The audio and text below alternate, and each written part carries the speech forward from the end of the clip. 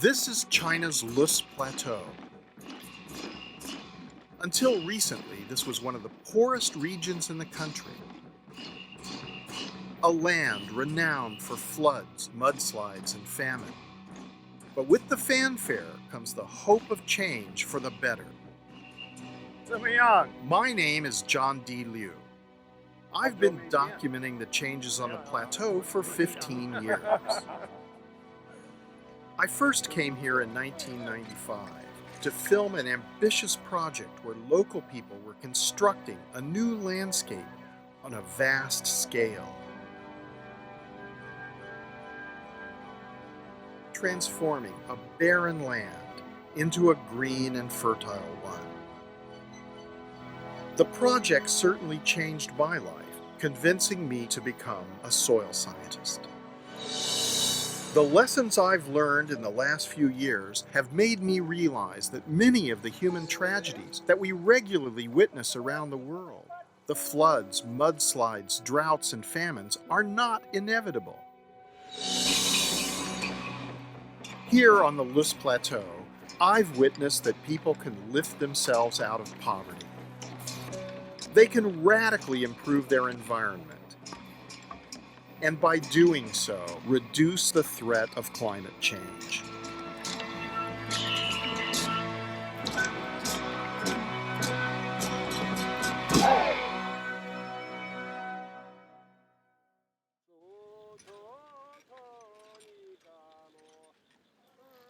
When I first came to the Lus Plateau, I was astounded by the degree of poverty and degradation. And I wondered, how could the Chinese people, the largest ethnic group on the planet, and my fathers and my own ancestors, come from a place that was this barren? China's Lus Plateau is a region that stretches for 640,000 square kilometers across north-central China. Unspoilt valleys in neighboring Sichuan show us how it might once have looked. It's the sort of natural abundance that is necessary to support an emerging civilization. How could a landscape with such potential have been reduced to this?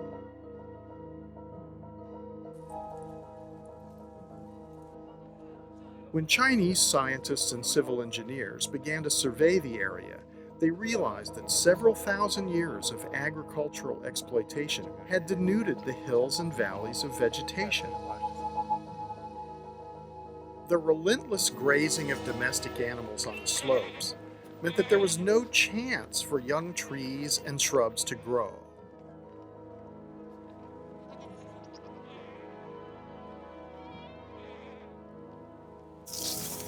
The rainfall no longer seeped into the earth, but simply washed down the hillsides, taking the soil with it. Over millennia, this progressively destroyed the region's fertility.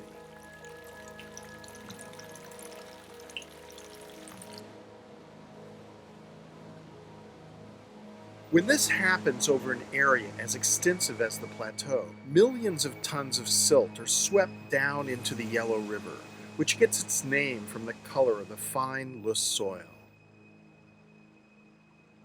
The mounting quantities of silt clog up the river, impeding its flow, contributing to the floods that give the river another name: China's Sorrow.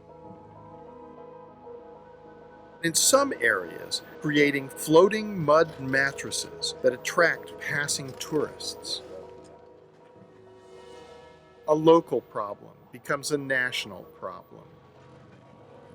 In the dry season, the light, unprotected soil is swept up in the winds, causing the dust storms that are blown over China's cities and beyond its borders. On the plateau, the researchers realized that progressive degradation of the environment trapped the local population into a life of subsistence farming.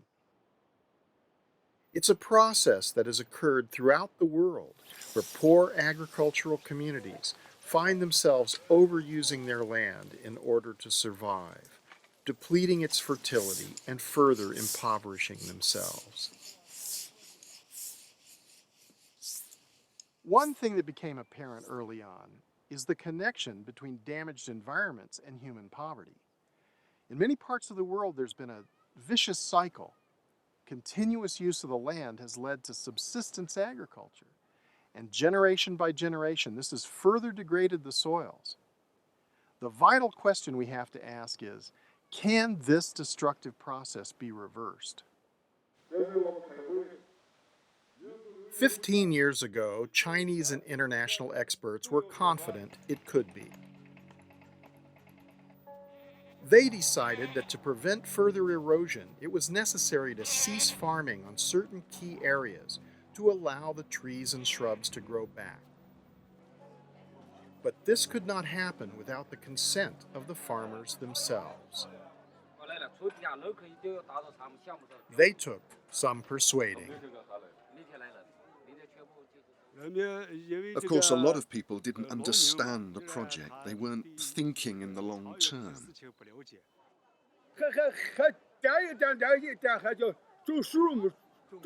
They want us to plant trees everywhere. Even in the good land.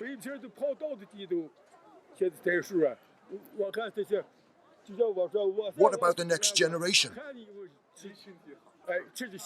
They can't eat trees.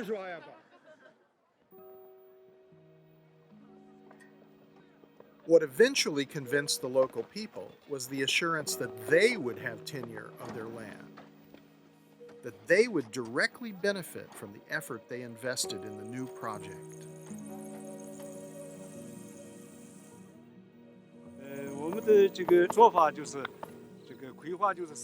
The goal was to give a hat to the hilltops, give a belt to the hills, as well as shoes at the base. The hat meant that the top of these hills had to be replanted with trees. The belt meant that terraces had to be built, to be used for crop planting and also for trees. The shoes were the dams which we had to build, so that the hills could grow back to life, and our economy, as well as our lives, could improve.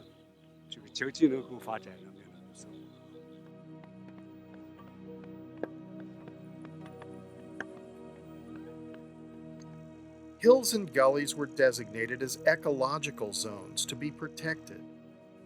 Farmers were given financial compensation for not farming on them and keeping their livestock penned up.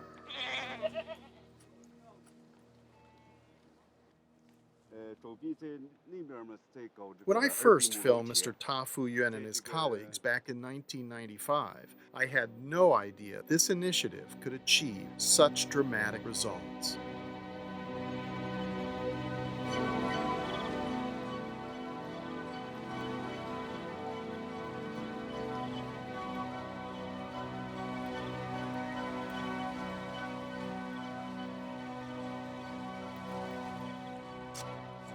The effort that people put into converting their slopes into terraces has resulted in a marked increase in agricultural productivity. The higher yields are directly related to the return of natural vegetation in the surrounding ecological land.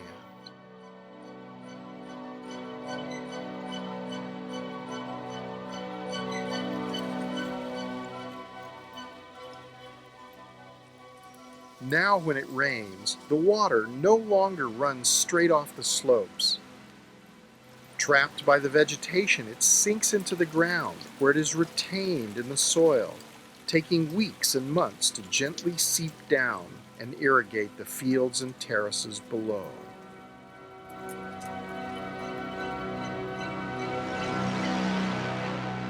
Restoration has occurred over an area of 35,000 square kilometers. The impact of such an enormous addition of vegetation goes far beyond the plateau itself. There's been a significant reduction in the soil rushing down into the Yellow River. As I've been traveling around the List Plateau, I've seen extensive changes. The vegetation cover on the hillsides, on the tops of the hills, And down in the valley, everything has changed. It's changed the lives of the people. And in fact, the people themselves have done this because they were the ones who changed their behaviors, terraced the fields, improved the soils, learned to protect the marginal areas. The changes are not simply on the hillsides. On the plains, you can see greenhouses that are filled with vegetables. This extends the growing season. It's very high value produce. The abundance and variety of new produce can be seen in the local markets. Follow-up studies have shown that incomes have risen threefold. And scientists point to a more global benefit. Plants, through photosynthesis, remove carbon from the air, countering the effect of human greenhouse gas emissions on the climate.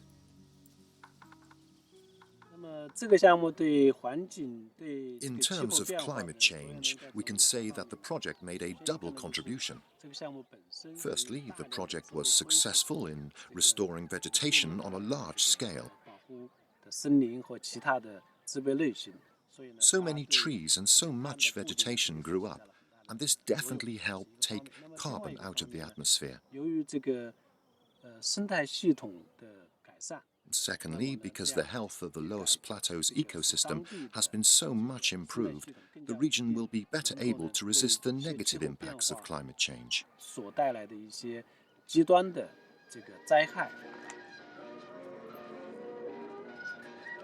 As a result of its success, the lessons learned from the Loess Plateau rehabilitation are now being applied all over China. But could such projects work elsewhere in less centrally controlled societies, with fewer resources and different soils?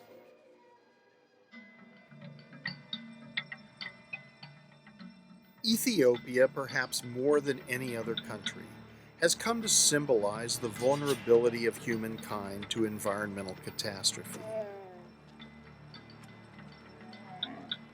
This is a country whose problems have been increased by war and civil conflict. And now, human-induced climate change is predicted to make matters worse. As on the Loess Plateau, centuries of subsistence farming practices have stripped the land of natural vegetation. The dry gullies bear the scars of flash floods. These gullies are evidence of the enormous power of runoff during the rainy season. Without vegetation cover on the hillsides, when the rains come, the water doesn't soak into the ground but flows away in a flood.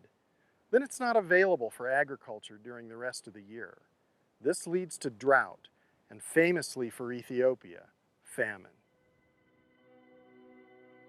But just as I've witnessed in China, there is hope that the situation here can be reversed. In just 6 years, Professor Legessa Nagash and local villagers have transformed a severely eroded terrain by planting indigenous trees and plants. Almost miraculously, a clear flowing stream has emerged where once there was a muddy trickle. How is it that it's possible for you to get the stream to flow throughout the year? It is because of the vegetation cover, which has been regenerating on this mountain. This water is maintained in the landscape because as soon as rain falls on the canopy on this vegetation, that rain then infiltrated gradually into the ground, ending up with this steady flow of this river. Water is life. Without water, nobody can do anything. I'm amazed, as short as 5 years, 6 years, you get clean water like this, provided you work hard for restoring this degraded landscape. About 1,000 kilometers further north, in the village of Abraha Aspaha, another near miraculous phenomenon is occurring. Farmers are finding water at the bottom of their wells, despite the poor rains this year. The famine of 1984 struck the people of this valley very hard. Many migrated, many died. Now the people are returning. The village chairman, Gabr Gade, remembers well how life used to be. 10 years ago, I'd say, even 5 years ago, I'll tell you what the situation was. It was absolutely terrible. The sun, the drought, the wind, it was all dry like the desert. There was a refugee program for our village, so we had a choice: leave the valley or do something. With government support, they applied the same principles as the Chinese, setting land aside for natural vegetation to return. In the ravines, they built small dams, which are now fed by underground springs. And like Professor Leges's stream, rain that fell weeks ago now slowly seeps through the subsoil, replenishing the supply of water.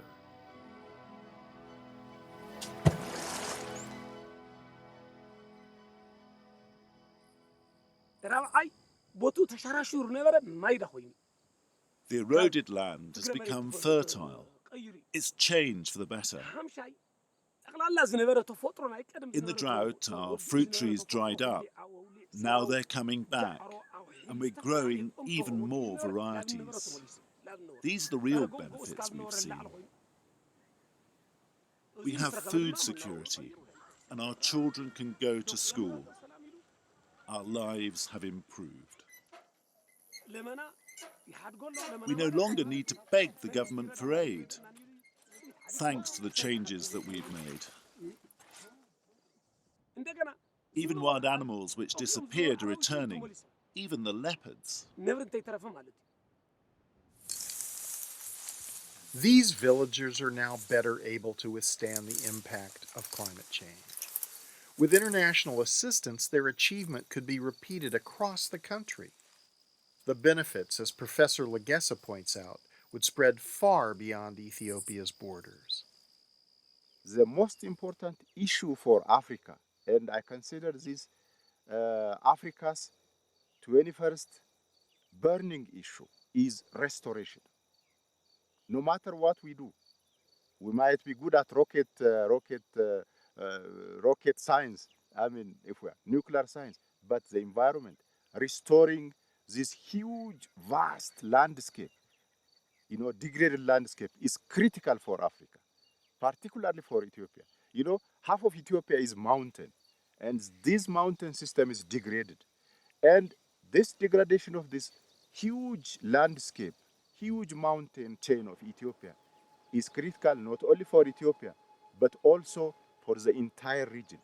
Consider Egypt. Look at the Sudan, where 86% of the Nile flows to these countries. How can we support life in Egypt without restoring Ethiopia's mountains? So this is regional, national, and international.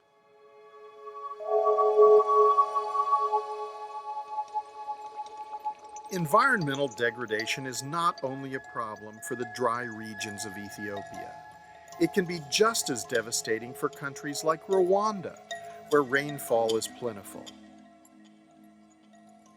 This tiny country is grappling with the problem of a growing population, trying to eke out a living on a finite amount of land. As in China and Ethiopia, over-farming on the hillsides caused serious erosion and a decline in fertility, forcing poor farmers to move into protected areas, such as the Rugazi wetlands, a wildlife site of international importance. When farmers drained this marsh to try to grow more food, they not only damaged an important wetland ecosystem, they also had a significant impact 3 hours' drive away in Kigali, the capital city. The water that pours from the marshlands is a vital source of hydropower for Rwanda's capital. As the wetlands began to dry out, power stations below couldn't generate enough electricity. The Rwandan government rented diesel power generators to make up the shortfall. Dr. Rose Mukankomeji took me to see them. So what is happening here is that those generators, we are renting them from this company, and we have been obliged to rent them, especially when we degraded the wetland and we lost 20 megawatts of electricity. And to run those machines, we're paying $65,000 a day. $65,000 a day, that's multi-millions of dollars per year. It is $1 and as you might know, Rwanda is not a rich country. Some of that money has been borrowed from the bank, is from taxpayers. How does this affect the climate? Of course, those machines, they run under diesel, and when you burn diesel, you are producing greenhouse gases. Environmentally damaging and more expensive. Locals had to pay 3 times as much for their electricity. So government policymakers focused on how to restore the Rugezi wetlands. If people were the problem, they could also be the solution. We had to take a careful look at what had actually been happening that damaged this system, and therefore had to reverse that again with human action. And this is why it is important to look at how human actions can destroy or can reverse what has been destroyed or even protect our environment. The government decided to help the farmers leave the wetlands and to restore the degraded slopes above them, improving their croplands and encouraging trees and shrubs to grow back, capturing the rain. We have been supporting them by doing terraces, specifically there on the hills, where they can increase and improve the productivity. The most important thing is to have people with you on your side.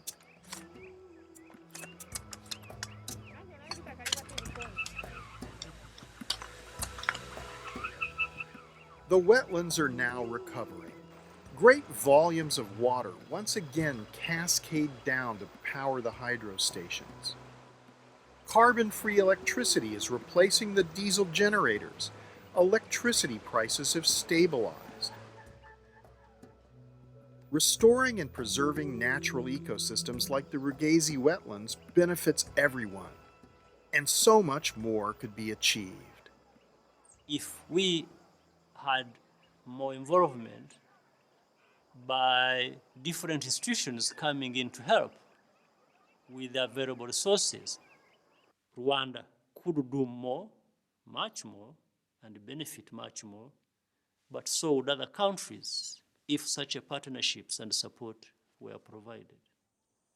What the Rwandans recognized is that the marshlands are far more valuable as a natural system providing water for energy than as farmland. This principle is the same for the remaining hillsides and ravines.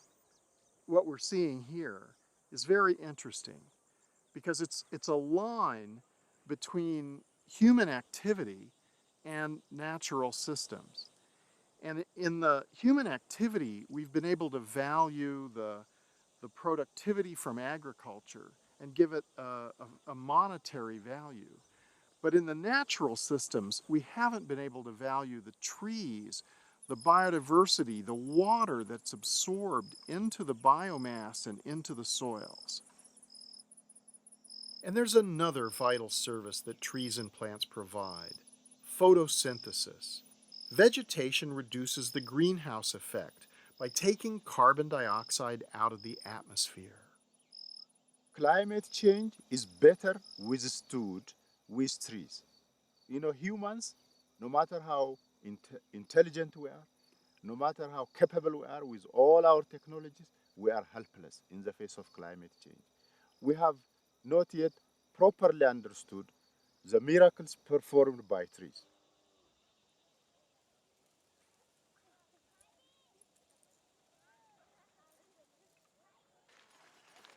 A measure of what restoring nature can do has been shown here on China's Lus Plateau, where farmers have continued to prosper despite the worst drought in decades. Since the beginning of the project, the soil that nurtures their crops has been accumulating organic material from plants and animals. This holds the moisture and contains carbon. What's interesting about this is all these root materials, all this other stuff, this is organic material.